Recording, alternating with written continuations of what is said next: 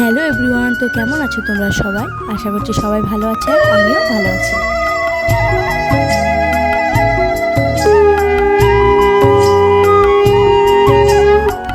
তো দেখো, মা মেয়ে বেরিয়ে পড়েছি বাজারের উদ্দেশ্যে। মেয়ের চুলটা একটু কাটাবো আর একটু মুদিখানার বাজার করবো।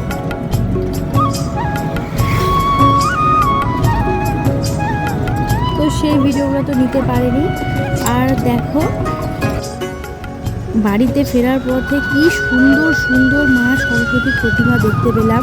আমার মেয়ে তো খুব খুশি। আর এই প্রতিমাটা আমার সব থেকে বেশি পছন্দ হয়েছে।